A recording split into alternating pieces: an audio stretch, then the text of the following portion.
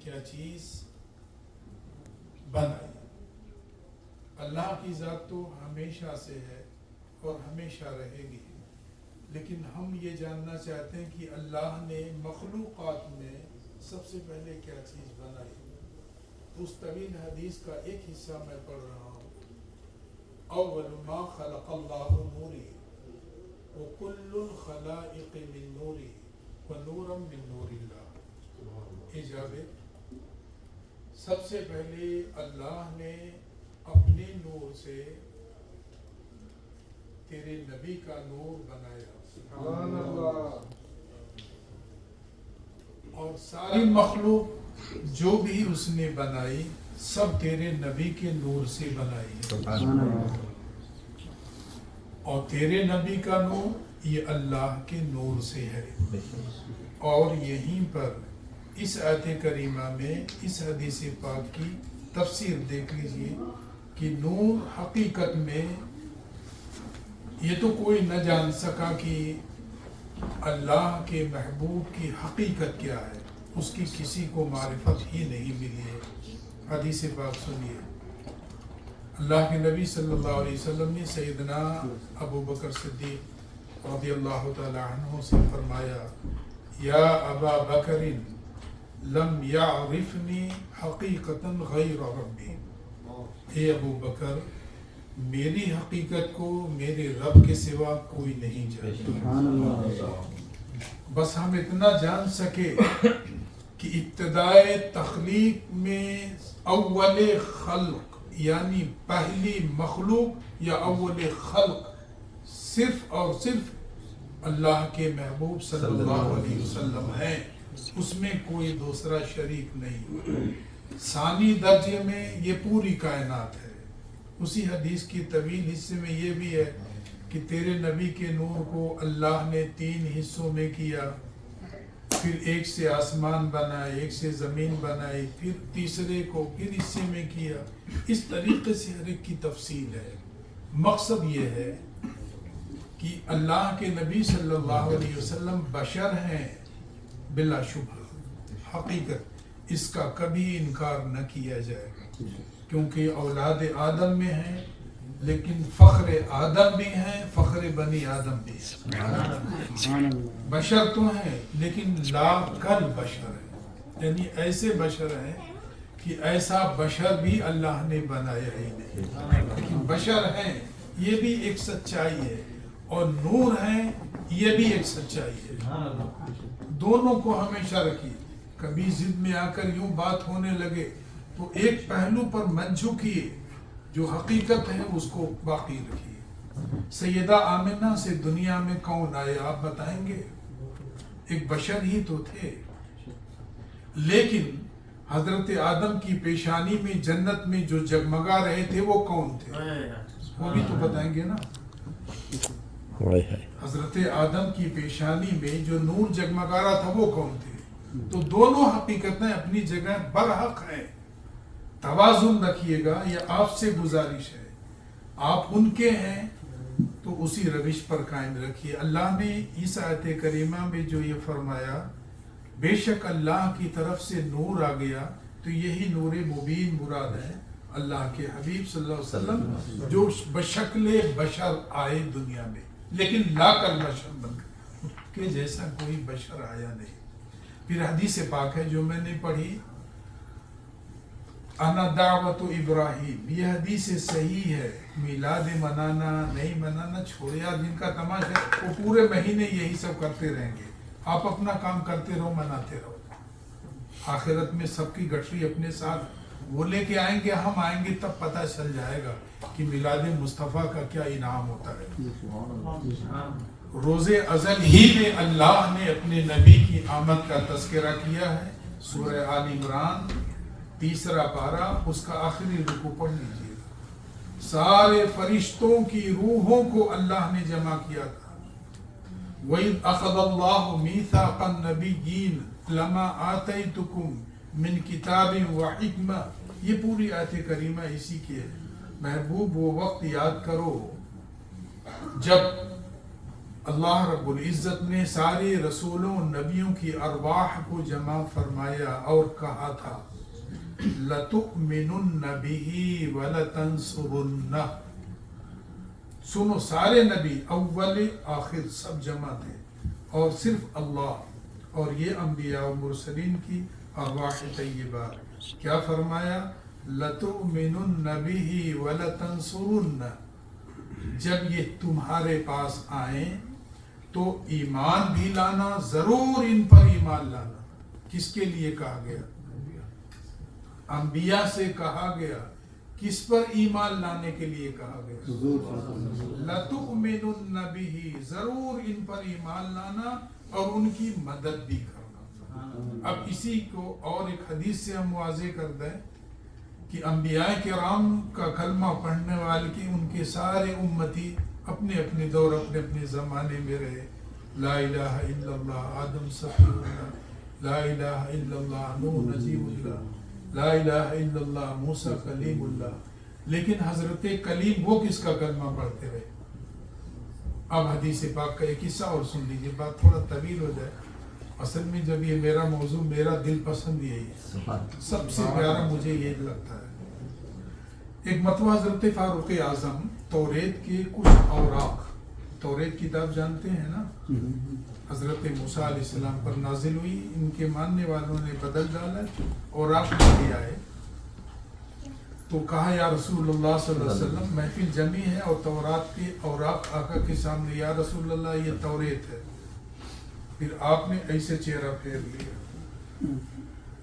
پھر ادھر آئے کہ شاید نہیں سنا، پھر ادھر آگے حدیث کی بات اپنے لفظوں میں کہہ رہا ہوں، پھر ادھر وہ آئے کہا یا رسول اللہ یہ توریت ہے کہ اوراق ہے، پھر ادھر آپ نے منہ پھیر لیا، پھر ادھر جب آئے پھر کہنے چلے، اتنے میں سیدنا ابوبکر صدیق آپ کے دائیں جانب تھے، ایسے ایسے گھٹنوں کے بل ایسے بیٹھ گئے ایسے، اور اس وقت انہوں نے جو کلمہ کہا تھا، کیونکہ رسول پاک صلی اللہ علیہ وسلم کے چہرے مبارک اس وقت غصے سے ایک دم لال ہو چکا تھا، وہ کہتے جا رہے تھے یا رسول اللہ توریت ہے، اور چہرہ پھیر رہے تھے، نبی زبان سے نہیں کہہ رہے تھے، ادھر پھیرا، ادھر آ گئے کہ شاید نہیں سنا، ادھر آ گئے۔ سیدنا ابوبکر صدیق نے جب آپ کے چہرے اقدس پر غصے کے جلال کے آثار دیکھے تو دو گھٹنوں کے بل سے بیٹھ گئے اور کہنے لگے میں اللہ سے، اللہ کے غضب اور اس کے رسول کے غضب سے اللہ کی پناہ چاہتا ہوں۔ یہ جملہ کہہ رہے، اس وقت تک یہ جملہ کہتے رہے جب تک آپ کا غصہ ختم نہیں ہوا۔ پھر آپ نے کیا فرمایا؟ یہ کلمہ حدیث پاک کا، لو کان موسیٰ حیا ما وسعہ الا اتباعی، لو کان موسیٰ حیا ما وسعہ الا اتباعی، اگر آج موسیٰ زندہ ہوتے تو ان کو میرا ہی کلمہ پڑھنا پڑتا اور میری ہی اتباع ان کو کرنی پڑتی۔ جب اللہ نے ہمیں، یعنی آقا فرما رہے ہیں کہ میں کون ہوں، تم مجھے توریت دکھا رہے ہو، ان کو لیے سنو، اگر وہ نبی یعنی حضرت موسیٰ آج ہوتے تو ان کو میرا ہی کلمہ پڑھنا ہوتا اور میری ہی اتباع کی، ان کے علاوہ ان کے لیے کوئی گنجائش ہی نہیں تھی۔ اس کو دکھانے کا کیا مطلب؟ آپ نے فرمایا انا دعوت ابراہیم، انا بشرا عیسیٰ، انا رؤیا امی حین ولدتنی، او کما قال۔ فرماتے ہیں اب یہی تو میلاد ہے، اور میلاد کیا ہوتا مجھے بتائیے، آپ سمجھائیے ذرا۔ نبی رحمت خود اپنی زبان اقدس سے کیا کرے، میلاد میں کیا ذکر ہوتا ہے؟ سیدہ آمنہ کا، ان ایام کا، سیدنا عبداللہ کا، آپ کی ولادت کا، آپ کی ولادت کے موقع پر کون سے معجزات ظاہر ہوئے، کس طرح فرشتے آئے، حوریں آئیں، یہی سب چیزیں بیان ہوتی ہیں نا۔ تو اب وہی میں خود نبی کی زبان سے کہہ دوں ایک حدیث پاک، انا دعوت ابراہیم، میں ہی ہوں ابراہیم کی دعا،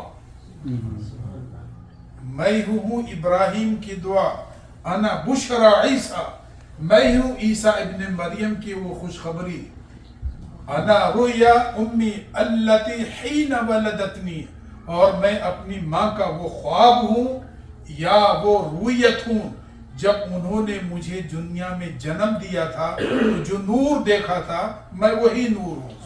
نعرہ تکبیر، نعرہ رسالت، نعرہ حیدری۔ اتنی انا دعوت ابراہیم، یہ کس کی جانب اشارہ ہے؟ پہلا پارہ 28واں پارہ اور چوتھا پارہ، 3-4 مقامات پر حضرت ابراہیم کی وہ دعا قرآن میں مذکور ہے جو انہوں نے کی تھی، ربنا وبعث فیہم رسولا منہم یتلو علیہم آیاتہ ویزکیہم، ہے نا؟ یہ حضرت ابراہیم کی وہ دعا ہے، مولا اب اس رسول کو بھیج دے جو تیری آیتوں کو ان پر تلاوت کرے، ان کو پاک صاف ستھرا کرے، ان کو کتاب و حکمت کی تعلیم دے۔ اسی ان کلمات قرآنیہ کی دعاؤں کی جانب اشارہ ہے جو حضرت خلیل نے اپنے دور میں کی تھی۔ تو کہا جس نبی رسول کے لیے حضرت خلیل نے حرم مقدس میں دعا کے لیے ہاتھ اٹھائے تھے، میں وہی دعا ہوں۔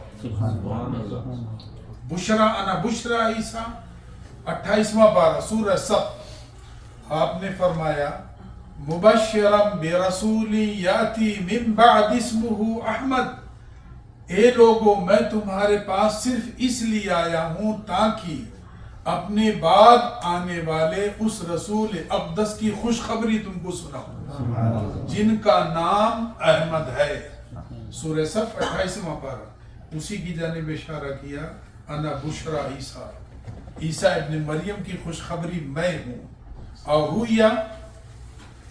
رویا سے 2 روایتیں ہیں، ایک تو وہ جو سیدہ آمنہ نے اس وقت ایک خواب دیکھا تھا جب سرکار دو عالم صلی اللہ علیہ وسلم اپنی ماں کے شکم میں تھے۔ انہوں نے خواب کیا دیکھا کہ اس طرح سے ان کے ایک نور وجود سے باہر نکلا، ایک درخت کی شکل میں، وہ بڑھتا بڑھتا بڑھتا آسمانوں کے پرے اس پار چلا گیا، اور اس کے بعد اس درخت کی شاخیں نور کی شکل میں پھیلتی پھیلتی پھیلتی مشرق مغرب شمال جنوب یعنی ساری حدود کو سب گھیر لیے۔ مشرق مغرب تو ہمارے لیے اتنا ہی ہے، 2-4 ہزار 20,000 کلومیٹر ادھر نہیں، مشرق مغرب بہت ہے، اس کی وسعتیں معلوم نہیں۔ اس نور کریم کی شاخوں نے سارے افق کو، سارے مشرق و مغرب کو ڈھک لیا۔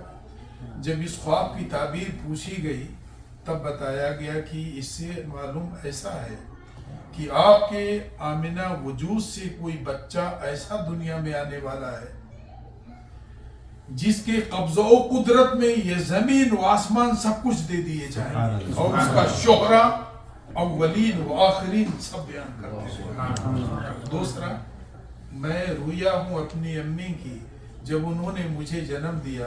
سیدہ آمنہ خود بیان کرتی ہیں کہ میں نے جب یہ شرف پایا کہ حبیب کبریا دنیا میں آئے تو میں نے دیکھا میرے وجود سے ایک نور نکلا، اور اس کی چمک اتنی تیز تھی، اتنی روشن کہ میں نے شام کے شہر بصرہ کے محلات جو تھے، شام سیریا اس لیے کہہ دیا، بصرہ نہیں، بصرہ، بصرہ عراق میں ہے، بصرہ شام میں ہے۔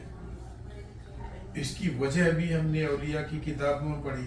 سیدہ آمنہ نے اولی لمحہ جب سرکار دنیا میں مبعوث ہوئے، جلوہ فرما ہوئے، اپنی امی سے پیدا ہوئے، تو ان کی امی جان نے ایک نور دیکھا، وہ چمکا، اتنا تیز چمکا کہ بصرہ شام کا ایک شہر، اس کے محلات میں نے دیکھ لی۔ اللہ اکبر کہا، وہ نور جو ماں کے وجود سے چمکا تھا وہی میں ہوں۔ اب اس کی وجہ کیا ہے؟ ایک چیز اور بتا دوں، بات بہت نکلتی جائے گی۔ آپ جا کو نہیں معلوم ہوگا، اولیاء کرام کی ایک بڑی جماعت ہے جس کو ابدال کہا جاتا ہے۔ ابدال نام سنا تو ہوگا نا، ہر زمانے میں 40 ابدال ہوتے ہیں۔ اولیاء کرام فرماتے ہیں کہ ابدال جو ہوتے ہیں ان میں سے اکثریت ہمیشہ شام ہی میں رہتی ہے،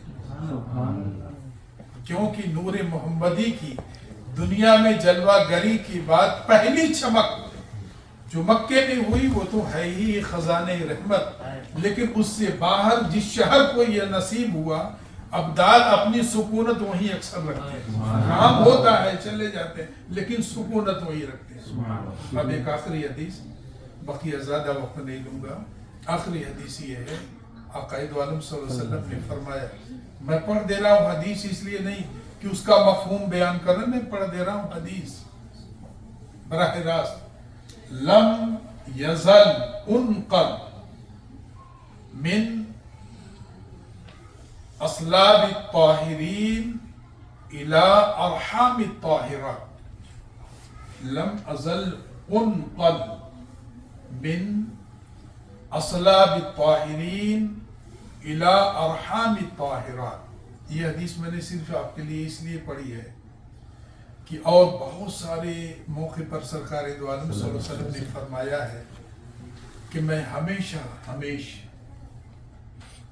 ہر دور میں جو سب سے پاکیزہ مقدس مطہر وجود ہوتا تھا، میں ہمیشہ اسی کے پاس امانت کے طور پہ رہا ہوں۔ مردوں میں اگر ان کی صلبوں میں رہا ہوں تو اس وقت وہ زمین پر جتنے انسان ہوتے تھے، وہ انسان جو میری امانت کا حامل ہوتا تھا وہ اس روئے زمین کا سب سے شریف، سب سے بابرکار انسان ہوتا تھا۔ اور جس ماں کے شکم میں منتقل ہوتا تھا وہ روئے زمین کی اس وقت وہ ماں سب سے مقدس، مطہر اور پاکیزہ ہوا کرتی تھی۔ اس حدیث کا مفہوم یہی ہے، لم یزل انقل، ہمیش میں پاک صلبوں سے یعنی پاک باپوں سے، پاک ماؤں کی جانب منتقل ہوتا رہا۔ پھر آخر میں فرمایا الان حین ولدتنی، اب یہ ہے کہ میری ماں یعنی آمنہ نے مجھے جنم دیا،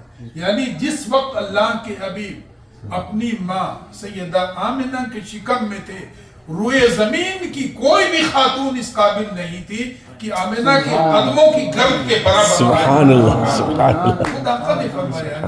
تو جس وقت سیدہ آمنہ تھی اس وقت ان کے جیسی کوئی تھی ہی نہیں، اور ہر دور میں اللہ نے اپنے نبی کے نور کو جب امانت کے طور پر کسی کو بھی ودیت کی ہے تو وہ مرد رہا ہو، وہ سب سے بزرگ برتر رہا، وہ ماں رہی، وہ سب سے بزرگ برتر رہی۔